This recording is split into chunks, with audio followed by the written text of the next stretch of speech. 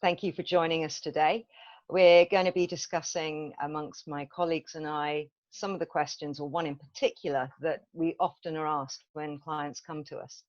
But first of all, I think it'd be nice for you to get to know us all a little. So I'm Carol. I am Greenwood Therapies. I'm based near Winchester, and my main disciplines are a well-being coach and a soft tissue therapist and energy therapist. The basics about me. So let me hand you over to Dr. V. Vega, and he can introduce himself. Hello, my name is Rainer Viehweger. I'm a medical doctor and an orthopedic specialist with this background in conventional medicine, but I dedicated most of my professional life to alternative and complementary medicine. I work with energies, with life energies, which is often an issue for people not being able to heal. And yeah, I use a few methods of energy medicine, body work as well. And I'm very interested also in physics and how the electronics of our body works. That's fantastic. And you're based near Bournemouth? I'm based in Ferndown near Bournemouth, right? Brilliant. Thank you. B, would you like to tell us a little bit about you? Yes, hi. So my name's B. I run a naturopathic nutrition practice up in Manchester in the UK called Healthy Bee Naturopathy. And I basically use diet and lifestyle, supplements, some functional lab testing to get to the root cause of what's going on with people's health. So yeah, that's me in a nutshell. And I understand you've got a specialism in mycotoxin, which is something. Mycotoxins, yeah. Yeah. Yeah. So yeah, I specialise in gut health, which I'll be talking a little bit about, and also mycotoxins, which basically come from mold. So mold sickness, basically, which can be often a hidden cause of fatigue conditions. So yeah, can talk a little bit about that as well. Wonderful, thank you. And Patricia.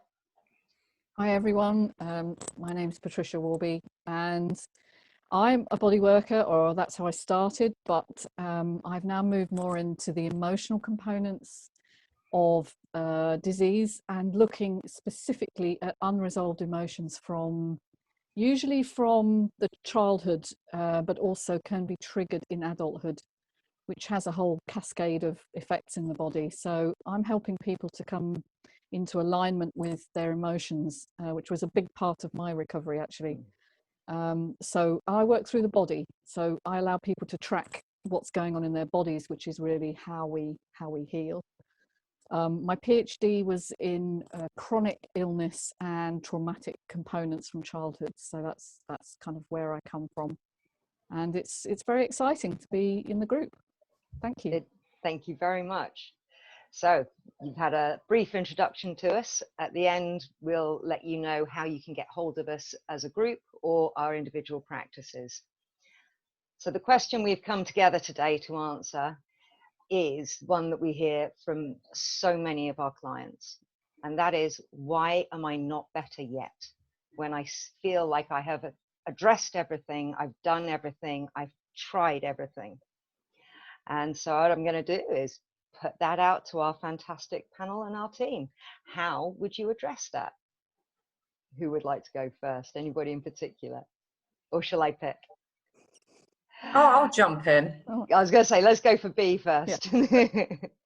I'll jump in just because it's a question that's that I asked myself for many years. So I didn't mention in my intro that I was diagnosed with ME back in 1996, and my kind of journey started with the gut, started with gut health.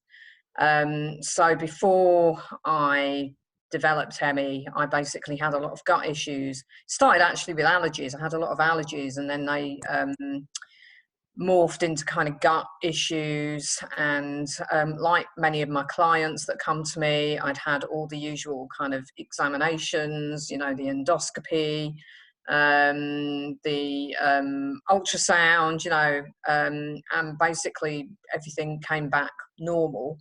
And so I kind of went off on my own little journey, kind of really into nutrition when I got ill, because the gut issues preceded me getting the virus that triggered the kind of onset of the ME. And yeah, I did, diet wise, you name it, I tried it. So anti-candida diet, you know, anti this, anti that. And by the time, I mean, I'm going 12 years later, people were telling me about naturopathy, and I was like, do you know what? I've tried everything. I have tried everything. I've done diet. I've done nutritionists. I must have seen at least a handful of nutritionists over the years. I'd done acupuncture. I'd done homeopathy. You know, I really thought I'd tried everything. And it wasn't until I watched a friend of mine who had been paralysed with ME for a year start seeing a naturopath, and her level of health came back really, really quickly. And one of the things was that nutrition is about what you put into your body, but we also need to look at what we can get out, like the waste that we can eliminate from our system. So detoxification. And that was really what these naturopathic techniques did, that my friend was kind of trying. And they were brilliant. I mean, they gave her life back. And one thing that was kind of really interesting was the whole stress component. So she'd get well, and then every time she had a really stressful event, she'd relapse. And I've seen the same pattern in myself as well. And I'm sure Patricia's going to talk more about kind of how emotions affect the body. But from my perspective, it took me many, many years to accept the fact that emotions had, or stress had, anything to do with my health. And I think the problem with fatigue conditions is that you spend so many years being dismissed and being told it's all in your head, and that, you know, conventional medicine separates the mind and the body, but they're not separate. They work together. And it's, I would say the same is true for every single physical illness. You can't separate the two. And for me, I was in fight and flight when I came out of the womb. You know, my mum was really kind of stressed out during a pregnancy, single parent. And then I had, and I don't know whether Patricia will talk about this, but adverse childhood events. So there's a study called the ACE study that shows that if you've had a certain amount of these adverse childhood events, that you're more likely to contract a physical illness later in life. And I'd had almost all of the ones on the list. So from a very young age, I was always kind of on tenterhooks, you know, in fight or flight. And that really set my system up, because what fight or flight does is it sends the energy, if you like, in your body to your peripheries, so that you can get away from the saber-toothed tiger that your body thinks it's trying to run away from. But when stress is ongoing and chronic, that situation is good in the short term, but it's not good long term. And when stress is ongoing and chronic, what happens is you're diverting your energy away from your immune system, you're diverting it away from your digestion. So it made, once I learned that and I trained as a naturopath, it made perfect sense. You know, it started with allergies, so my immune system was becoming affected. Then it started with, you know, gut stuff and food intolerances, so my digestion was becoming impaired. And you can see the kind of domino effect, if you like, of that fight and flight. on all of the body systems. So yeah, my journey was really kind of long, and the stress part really plays a major factor, and and stress management is one thing that I talk to my clients about, and I think it's great that we're all coming together with our own individual therapies to come together as a team, so that we can cross refer. And because I often refer people for stress work, body work as well, and structural work, and these emotions, how they get trapped in the system, which is, I'm sure Patricia will talk more about that as well. So that was kind of my onset. And then, the digestive area, the gut itself, we've learned so much about it over the years. When I first got ill, I think we still thought that all bacteria was bad, kind of, that was the definitely in the public arena anyway. Yeah. And now, of course, we know, people buying probiotics left, right and centre. We see programs on the TV about probiotics, and, people are aware that it's about that balance of bacteria in the gut, and that we're actually teeming with microbes. And it's about having the balance of the right microbes inside us, the right bacteria, the right fungus. And so that's kind of my area of specialism now, is really kind of looking at the ecosystem within the gut, and trying to figure out where that's gone wrong. And functional lab testing is brilliant for that. But, if people can't afford the functional lab testing, there's lots and lots of clues that you can get from doing a full initial consultation. So I always go gut first. And, I'm sure we've all heard the phrase, all illness starts in the gut, and it's really true, because the most of your immune system is in the gut, and what those gut bacteria, they've got so many functions in your body. They govern kind of your immunity, they govern so many things, your hormones. It's not just related to your gut. So that for me is really key, and the diet aspect is really, really key. And I think the other thing that I've learned on my journey is there's no one size fits all diet. And I remember reading so many books about, I remember becoming a raw fooder, and because I'd read a book that said it will cure everything. Yeah. And it was the worst thing I could do for my digestion, because my digestion was so weak that I couldn't break down the fiber in those raw vegetables. So for me, it's really about working with the individual, looking at what's going on in the gut, trying to assess what food intolerances they might have. And I don't do food intolerance testing to do that, because the gut changes all the time. Yeah. And I know people come to me all the time and say, I did this food intolerance test, and it's come up with 50 foods that I can't eat. And the more people reduce the amount of food that they eat, the more that knocks that ecosystem out of balance. So it really is about kind of fine tuning. And I've been there and kind of done it and got the t-shirt in terms of, Dr. Google and Googling how do you get rid of Candida? Right, let's throw loads of herbs at it. And a lot of the herbs that people use, like berberine and oregano, they can actually, even though they're herbs, they can still disrupt that ecosystem. Yeah. So you do really need to know what you're doing and have some guidance. So that for me is one thing, is the gut. Looking at blood sugar balance. So the diet is really important, how much carbohydrates we're taking in. Are we taking in the right sort of carbohydrates? Are we taking in the right sort of fats? And I meet so many people that say to me, I've got a great diet. My diet's great. It's not my diet. But when you really dial into it, there's always stuff that you can improve on with diet. And there's a lot of myths out there about food and what is healthy food.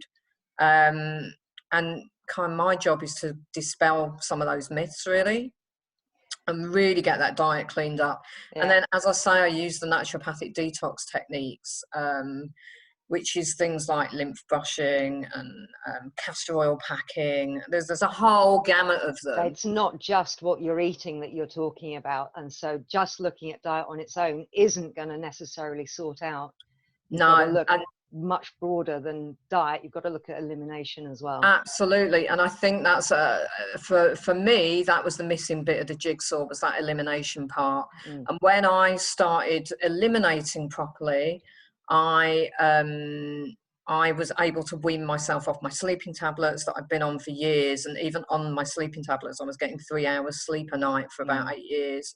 I was able to, you know, start to feel my energy ever so slightly coming back up. So it is all about what you can get out of your body. And I think a lot of times with fatigue conditions, a lot of people can have detoxification, genetic issues with detoxification. And that's not to say that you can't do anything about your genes. Your genes are not your destiny. Your genes, the expression of your genetic makeup can be switched on or off by the environment that you create inside your body. So that's a really important message. And a lot of people that I work with fatigue conditions do have some kind of genetic variation in their ability to detox as well. So for me, bringing those two together is key. So what you've also highlighted in talking to us is that, yes, you were diagnosed at a certain age, but in fact, you got ill and you were probably born with a high sensitivity. And I think a lot of people don't realize with fatigue conditions is it's not one event and suddenly you're ill. The run up. And if something that takes that long to develop is going to take longer than a couple of hours, couple of weeks, possibly a couple of months to rebalance again. Absolutely. And you know what, you've just hit on another point that I wanted to make, is that we always think of stress as, like, for example, emotional stress, but stress can be what we're putting in our bodies. Stress can be over exercising. So I meet people that you know, were professional athletes who are like, well, you know, I was fit and healthy and I never had any childhood trauma or any stress in my life, but that constant overtraining actually kicks out cortisol, and cortisol is a stress hormone, and long-term release of cortisol can have the same effect. It kind of on your body systems, it puts you into fight and flight. So, you know, let's not just think of stress as emotional. You know, it's all sorts of things that can put stress on our system. And the other thing I just really briefly wanted to say is that it's taken me years to realize that there's so many bits to this jigsaw. It's like, and my job as a naturopathic nutritionist is to try and find the bits, because everybody's jigsaw is different. So it might be heavy metal toxicity, it might be, you touched on mycotoxins, which come from mold, and that's often missed. And it's really only through my own experience in the last year that I've discovered that that's been a missing piece of my jigsaw. Lyme disease, you know, stealth infections like Epstein-Barr virus. But it's understanding why your system, other people can react, can have these things in their system and not react to them in the same way and not be pushed over by them.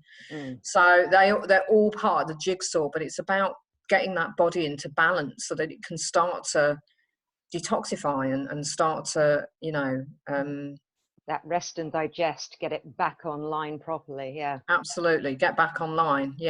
And I'm sure Patricia will talk more about that as well from the emotional perspective.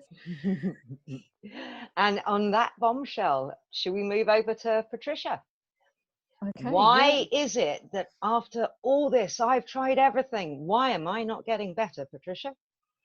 Right, well, I'm going to also draw a little bit on my own experience, because I do think it informs the way I approach clients now, which is that most people are drawn to sort out, or they think they're going to try and fix the obvious, the low-hanging fruit. You know, you're going to try and eat better. You're going to try and maybe move a little more, maybe cut out some of the things that you know are not good for you. But what you're likely to completely ignore is the emotional component of the human being, who you really are. And for me, that was something I had ignored right from the off. A bit like B, I'd sort of been, I'd been born in a very stressful environment, not realizing it was stressful. And in fact, it wasn't until I got ill, and I remember a GP coming to see me as a call out and saying, how long have you been this anxious? And me actually saying, anxious? I'm not anxious. Because it had become my new normal. You know, I hadn't realized how anxious I was and how much toxic stress I carried. And I use the word toxic very deliberately there because, as B has already alluded to, long-term chronic stress is toxic to the body because it releases a lot of cortisol, and cortisol is very damaging to parts of the brain. It also triggers a lot of responses in the hormonal system and the neurological system. And what it actually does is it starts to depress repair versus breakdown. So you get more breakdown and less repair. And thus it affects your sleep, it affects your cognition, it changes your memory, the way you handle memories. It even stops you being able to absorb, as we've been saying. So the bit that most people are missing is the unconscious emotional stresses of unhealed wounds from their past. And I would even go beyond that. I would say beyond their own history. Sometimes you can actually transfer stress epigenetically, which means environmentally on the genes, from previous generations. And so there's even an intergenerational toxic stress burden that a lot of people carry. And I carried that for sure from both sides of my family. That's quite a new area of research, the epigenetics, isn't it? It is, yeah. And most people haven't heard of it yet. Well, it's been very well researched on 3 generations of Holocaust survivors, for instance. But they've also done a lot of experiments with people, you know, in World War II, when they were kept hungry. The children and the grandchildren of people who've been starved show epigenetic changes to the way they metabolize sugars in particular. Wow. So we do know that this stress component is there, and it transfers across the generations. What's unfortunate about this is it's largely unconscious, right? Because the parts of the brain that it affects are not available to conscious awareness. And so, like me, you may think you've dealt with your stresses. Maybe you've given up a difficult job, or you've kind of had a difficult relationship which has ended. But you may actually have stresses from belief systems that you're carrying unconsciously as well. And so belief systems are all about the perception that you made of threat versus safety in your early years when your brain was developing. And so if you perceived more threat than safety, you're going to be hypersensitive to threat throughout your subsequent life as an adult. And that's certainly the case for a lot of the clients that we see. And so their bodies respond as if you're about to die when there are moderate stresses in the life. And so things like being made redundant, or a relationship ending, or having somebody you love die are deemed by your body as a threat response akin to death threat. And then there's a whole cascade of events that happen in your body, in your cells, that kind of high drama feeling when something that would be small for somebody else, but this person, everything is just catastrophic. Yeah. And you get so used to it that you're not actually aware that you're responding in this way. You kind of dissociate to some extent from these experiences. And a lot of us don't know. As I said, I didn't know how anxious I was. It was somebody else's perception saying to me, you're highly anxious, and me not realizing. I had got so used to this high load of stress hormones that constantly cascaded through my body. And the solution actually is through the body, as I've already touched on. We have to get in contact with our bodies. And that's why I think a lot of the body work is so important. And I certainly had body work as part of my recovery.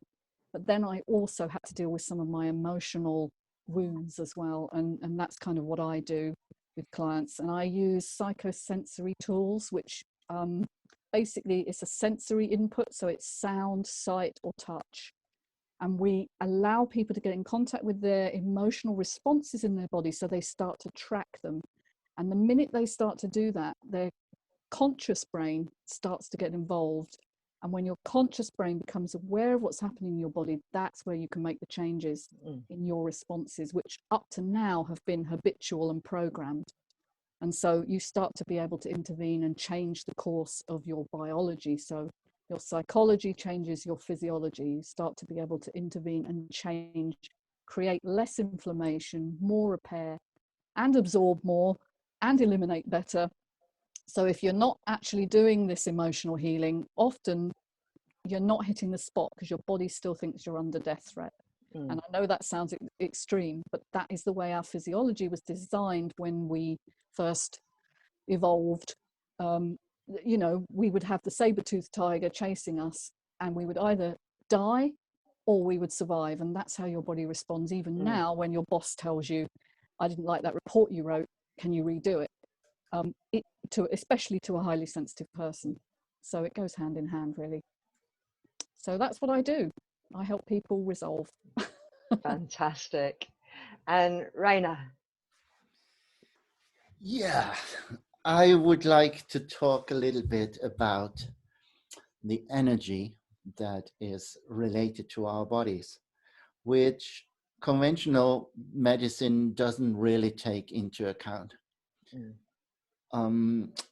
Very often, the common cause for that people cannot heal themselves is that they are low in energy. So what does it mean? What does it mean? We have talked about the gut system, about absorption. And this, of course, is one thing, that we eat food to create energy. Yeah. But this is actually only 1/3 of the energy we produce every day. And the other 2/3 is radiant energy, which is coming from the sun as sunlight, which is coming from outer space as natural radio waves, which is electromagnetic energy from the atmosphere that is created in the atmosphere itself by lightnings, by thunderstorms. And the whole atmosphere is a kind of a capacitor. So we can reduce everything down to electromagnetics. And we are energy transformers. We are entities like souls without a body, living in a body.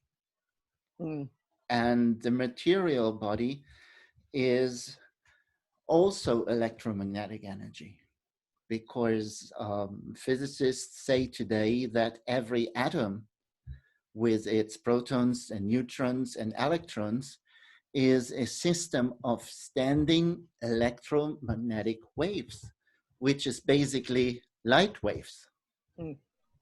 And our bodies are just very complex mixtures of those atoms and put together, creating cell organelles, creating cells, creating tissues, organs, creating organ systems, and then even creating the whole organism. And why can we be low on energy? So when we are born, our body is the most flexible. There are not, normally we wouldn't find scars in our system. And the body is made of 70% at least water when we are children. And it is made of collagen fibers, and it is made of cell membranes, and it is made of DNA molecules. And this can all be related to electronics. Water is a liquid crystal.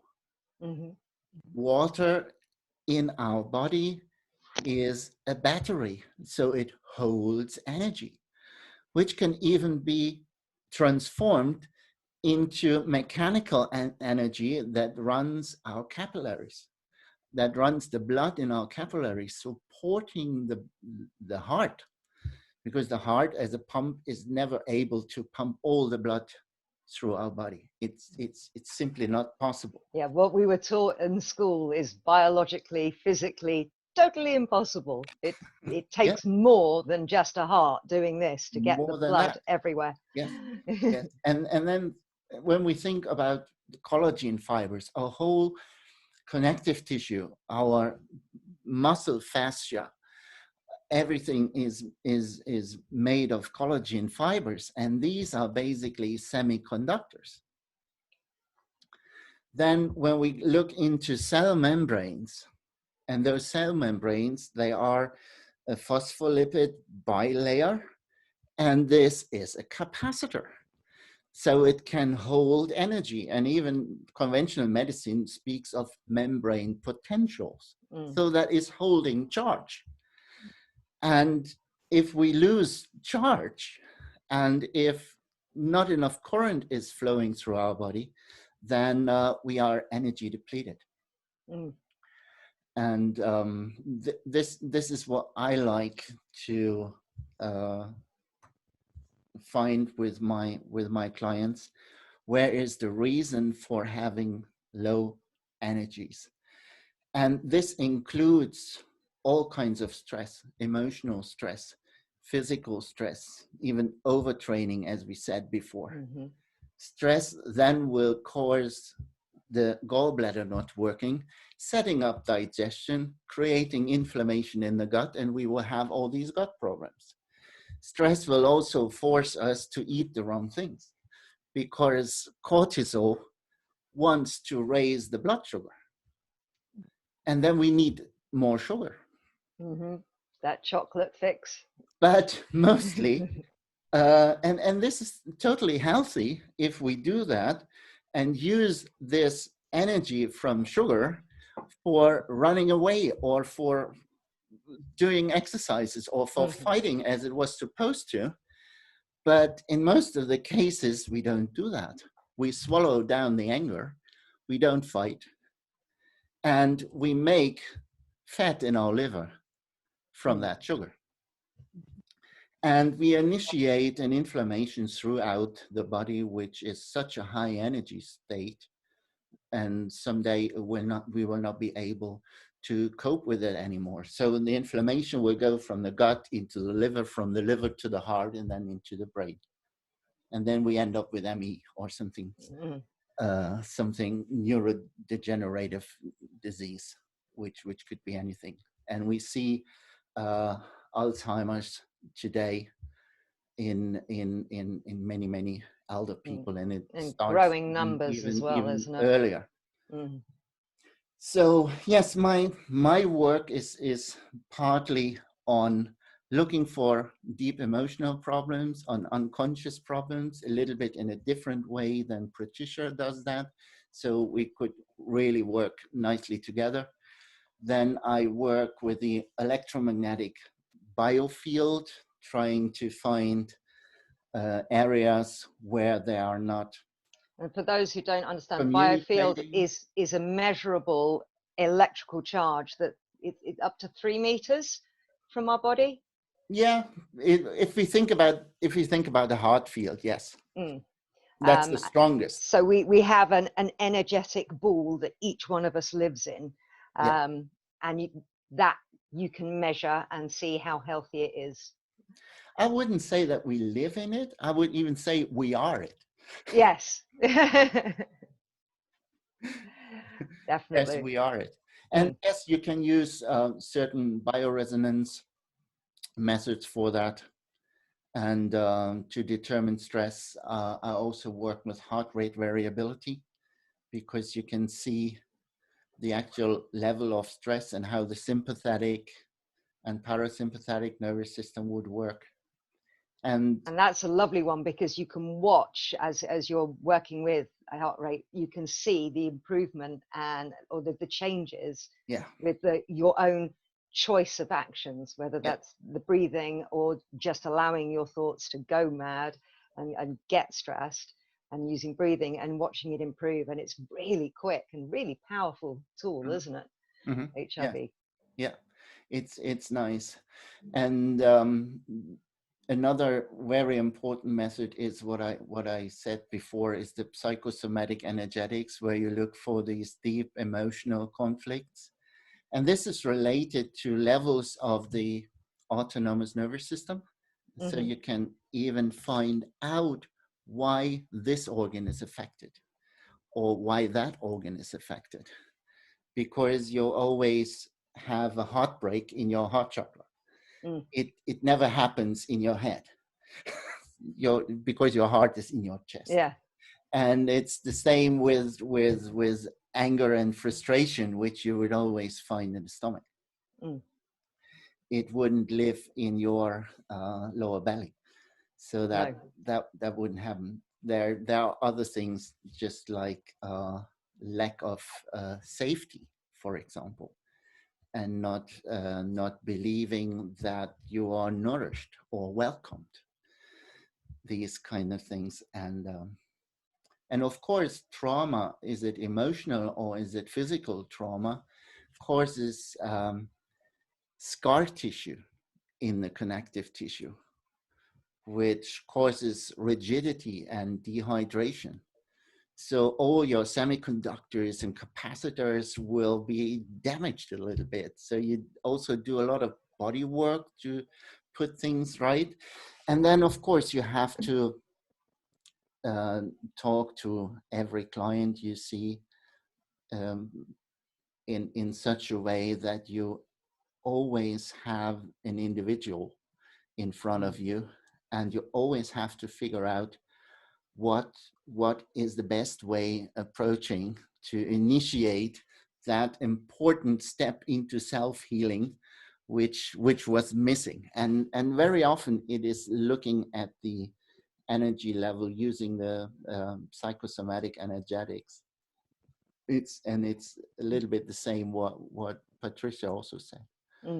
Yeah, I just actually wanted to input there was if we consider the body a self-healing mechanism or system, our job is to remove the blocks to healing. I think that's the best way of thinking. It's modern medicine conventionally looks at symptom suppression and says that the problem is in the organ or the part of the body that's expressing the problem. But we know that most long-term conditions, at least, are systemic. They exist throughout the body because the body is a system. It's not a series of disconnected parts. And so we have to have a systematic and systemic approach to releasing the blocks to healing. And I think I'm going to get to Carol in a minute because I'm aware she can't introduce herself, as it were, and we need to hear what Carol does for this. So, but basically it is about acknowledging that the body only needs the right inputs in order to realign itself. And that's what we're all here to do. So Carol, do you want to tell us how you kind of approach that and what you do with people? Well, yeah, taking from everything that you guys have already handed to me on a plate, thank you very much. We've highlighted already that the chronic exhaustive condition that you're experiencing now probably didn't have its origins in the tummy bug that you had, or the long haul flight that you went on, or the massive shock trauma event that you had a couple of years ago, whenever. It probably started in childhood. We also need to accept that no two cases of chronic exhaustion will present with the same symptoms. The myriad of symptoms that one can get when suffering from any exhaustive is unbelievable. When I was very ill, my symptoms actually covered, I think it was 3 or 4 pages of A4 in handwriting. Mad stuff, itching in the head, problems with seeing, inability to talk, couldn't understand, digestive issues, urinary issues. Every system in my body was a little bit messed up, to say the least. So, as Raina says, yes, we have to deal with the absolute unique magic individual that we've got in front of us. Looking at what they're presenting with is very helpful, and we need to start with that. and get rid of perhaps and address the biggest problems, the ones that they're aware of first. But we do need to encompass all of it. And my role, Patricia mentioned the belief systems. Beliefs can be so hard to identify because it's just what is. Doesn't everybody believe the same? And until you have somebody to help you and support you uncover what your beliefs are, we're often so completely unaware of them. A very common one, for example, is I'm not good enough. Now, you may have a high flying or a not quite high flying anymore because of exhaustion executive who clearly is very good at their job, but there may be that hidden underneath belief that they're not. So with my coaching, one of the key things is looking at beliefs and values, and making sure we have beliefs that are actually useful, helpful, true, because we inherit a lot of our beliefs from our parents, from our society, and our values. For example, if I'm not working hard all the time, I'm lazy. Actually, no, but a lot of us have this hidden belief and this value system. So my job in my coaching is to try and find these. I used to do a little bit of nutritional support purely because I couldn't find a decent nutritionist near me. And so I'm so glad we've got B on board, because it was never my strongest point. But I think looking at nutrition is absolutely critical, because if you're not getting the building blocks in and you're not clearing out all the rubbish, basically your body can't work smoothly. And the other thing that Rainer brought in was the fascial work. Now, my fascial release technique is my absolute passion of bodywork therapies. And by working, there are various different ways of working with it. There are some formal systems that I use, for example, to release tight jaw, which is very, very common, particularly in exhaustive conditions. There's a set of routines that we do, but I also use it intuitively.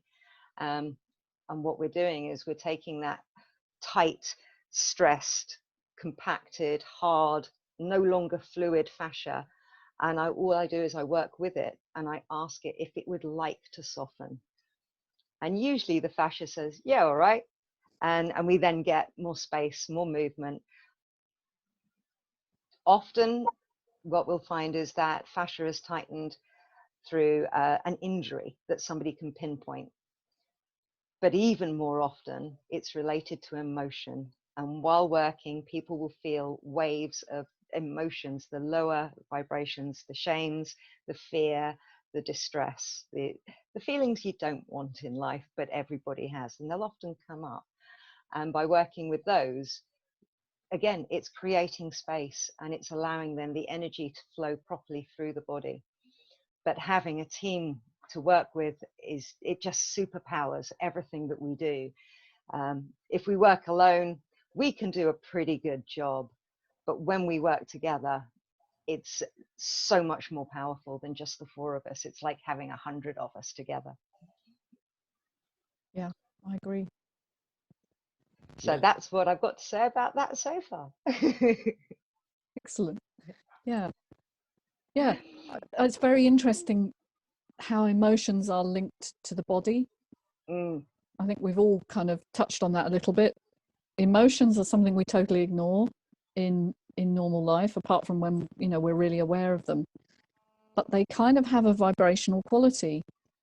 They have an informational quality, which, because we're more than just our physical bodies, as Rainer says, we are vibrational systems, energy systems. We have to take that into account in any form of intervention.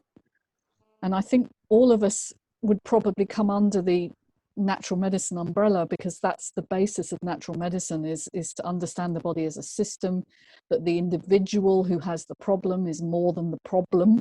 They're not just a set of walking symptoms, they're an individual with a set of predispositions and their history, and there are suppressed emotions and all of these things.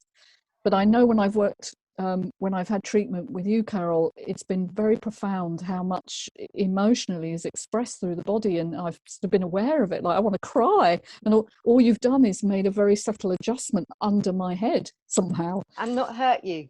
No, you haven't hurt me. I make clients cry, but I don't hurt them. No, it's something and we deeper. also can take into account that where we live and how we live has an impact, because our apartments, our rooms are also vibrational systems. And they show a pattern to which we react. And then other people we live with, they also have an impact on us. Oh yeah. Sure. So belief systems, all of us, yes. belief systems of our beloved ones, of all relatives, colleagues at work, all those situations we may meet, There's something on us. Something that I want to say. A lot of people I know find it difficult to accept that mental thoughts have a physical impact, but it's really quite simple. If you think a sad thought, you cry. If you see something that is funny, that's a feeling. You laugh, that's an action. A nice easy one for men is if you're sexually aroused, you get an erection. Their link between mental and physical is actually really obvious, but it has been denied us through this separation of mind and body, which is totally artificial, and we don't work that way at all. Yeah, today we talk a lot about neuroplasticity. So whenever we have the same thoughts due to a belief system that we have, we build up a system of pathways in our brain, like neural networks. And then those will always send the same signals through the nervous system to the tissues. And the tissues will learn that signal, adapt to it, and always behave like that. And what we need to do is change the thoughts. And we can only do that if we make things conscious that are hidden from us. Then we can build new neural networks and send other signals to our tissues. And that actually is, with the right support, not generally a very difficult thing to do. And once it starts, it grows exponentially as well, doesn't it? So long as you've got the right support and the right framework and the right guidance. Right. Yes. Which is where we come in. I think for me, that really was key, changing those neural pathways. And like I said, the kind of denial that your thoughts play a part, or your emotions, or previous stress, I was so much in denial of that. And the reason, as I said, was, this continually trying to prove yourself in terms of, I do have actual physical symptoms. We're not saying for a second that fatigue conditions are not physical. What we are saying is that the mind and body work together, and the physical can affect the mental, and the mental can affect the physical. And that's the same for every single condition under the sun, because that's how we see the human as, how we see living organisms as holistic therapists. So I just really wanted to kind of reiterate that, because obviously we talked a lot about emotions, and I was so resistant to that idea because of so many years of being told this is all in your head, and we're not saying for a second that this is in anybody's head, or that these symptoms are not physically real. If you think about it, stress can cause heart attacks. Certain types of stress have been linked with cancers. So, we're not saying fatigue conditions are not physical. Yeah, you're not making it up. Yeah, exactly. But it has started with thought and emotion. Yeah, for sure. And so the solutions have to be mind and body working together as a whole. And the solutions may help on different levels. So in some cases, it may be useful to work with the gut first, to take some burden away from the nervous system before you can go and work with the nervous system and changing your beliefs. So this will be another individual path for every single person. Yeah. Where to start. Another person can easily start with body work, depending on how things may work out best. And it depends on the life history. Yes. On how things happened, time-wise. That does make, that is an impactful. And it's factor. our task to find out which is the best area to start with for the individual person. And that's why it's very nice that we are in a team where we all have our specialist areas.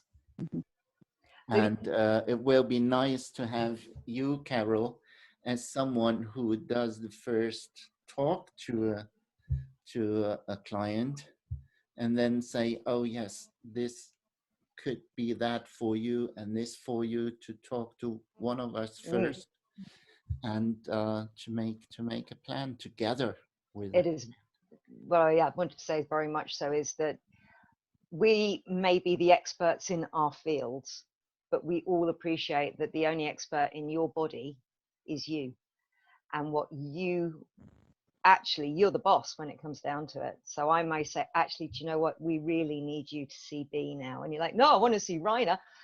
Then that's where you actually need to go, because our clients actually know so much more than they believe they know. It is a collaboration, not just the four of us, but the four of us and the client. It's at least 5 people in any appointment, in a way. Yeah, and we want to be the supporting team for the manager. And I would say as well, you know, we've talked about kind of illness maybe starting with a thought or a belief, but also I would say possibly lifestyle, possibly diet, and yeah, my kind of example of, you know, an elite athlete who's had a wonderful childhood and never kind of seen any kind of like had any trauma in their life. But like you say, Carol, there may be some belief that they have to push harder, or you know, in terms of the training aspect, but all of this stuff, it's kind of finding where those triggers have come in and what's keeping the illness going. We call it mediators in functional medicine, you know, what's driving that illness to keep going. And it doesn't always have to be kind of past emotional trauma. But one thing I would say is that two things that I learned when I qualified as a naturopath. One of them was that every single thought that you have we've got 75 trillion cells in our body, and every single thought that we have gets directed to every single one of those 75 trillion cells at the speed of light. So, and the other thing is that every thought or every trapped emotion that we have gets stored in our cells as toxicity. So, you know, the amount of times that we might have felt like we've dealt with something, but actually we've just brushed it under the carpet. It might be a bereavement. It might be, you know, stress at work that we've kind of dealt with and we've come out the other side, but we might not have dealt with the emotions that went along with it. We might have just got on with it. But that kind of anger we might have suppressed, or that sadness or whatever, those emotions will be trapped in the cell as toxicity. So again, all emotions, all thoughts, they have a physical base. So bringing it back to the kind of physicality of this as well. Just I can't stress enough that and certainly this would have been something that was really important to me when I was looking for a therapist, is to know that the therapist believes that this is a physical illness. if we are going to split things into, you know, physical and mental illness, which we don't see illness like that, because we see the body working together with the mind. So, but, you know, that was something really important for me. So I just wanted to throw that in there as well and explain the kind of link physiologically between, you know, the cells and our thoughts and emotions. Yeah, important point. I've just got one thing I want to add, and this will be my final comment, is emotional trauma isn't always the obvious things, because I think I had a reasonable childhood. I came into a high stress environment, but I wasn't abused. I wasn't abandoned. It can often just be the way you're born. The birth experience can be a huge predictor. Many of your athletes could be people that had a really stressful birth experience. And so it kind of programs the mind and body for that kind of adrenaline rush, and can predict almost the life course. So it's not that we're saying everybody has overt traumas by any means. It can be just belief systems that have been passed on. It can be energetic imprints. There's a whole raft of new information about the nature of consciousness existing beyond the human mind. And actually, you know, there's a collective consciousness, and I think this is very relevant right now to what's going on in the wider world with the fear and the panic, and we're all tuning into this and we're all reverberating with it.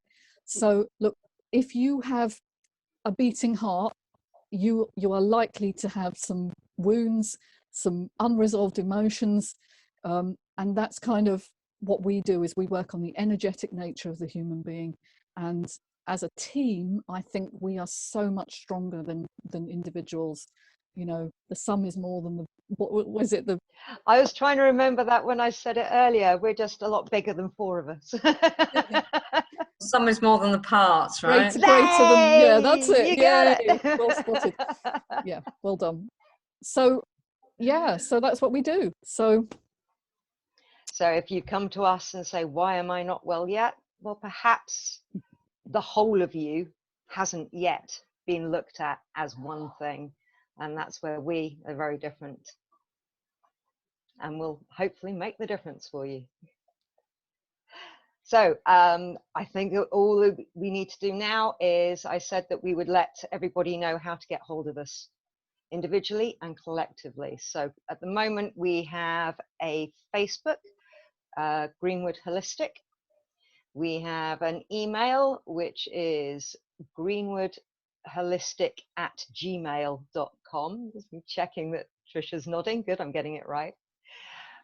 We will very soon be having fatigue-free.me as our website. That's under construction at the moment. Then individually, I am Greenwood Therapies, so greenwood-therapies.com. I have a Facebook, Greenwood Holistic Therapies. And on to B next, because you're next to me on the screen.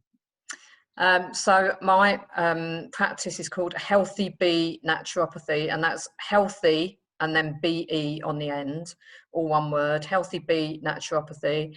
And my website is healthybee.co.uk. Email info@healthybee.co.uk.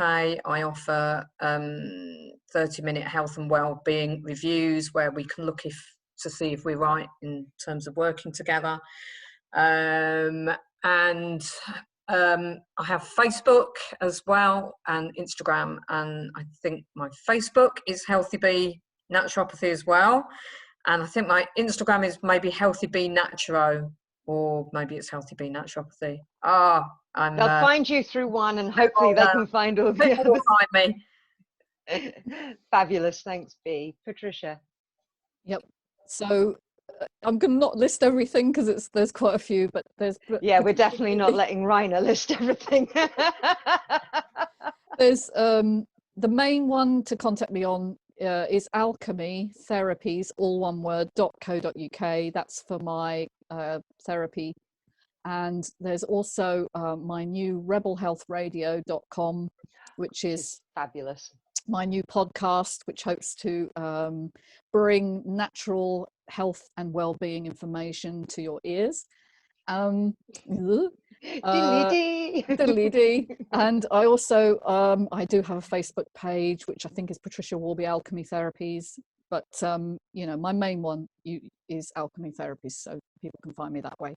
Fabulous. Thank you. And Raina, Yeah, how so can people find you? I can be found easily on tibmas-health.co.uk, which is TYBMAS, and that means teach your body, mind, and soul. Oh, I didn't twig on that one. For health. Thank you. And the email address is info@tibmas-health.co.uk, and that's basically it. Telephone number will be there, and some other links as well. Wonderful. Well, thank you very much indeed to the fabulous team, and we hope that you have a very good day. Thank you. Bye. Thank you. Bye. Bye. Bye.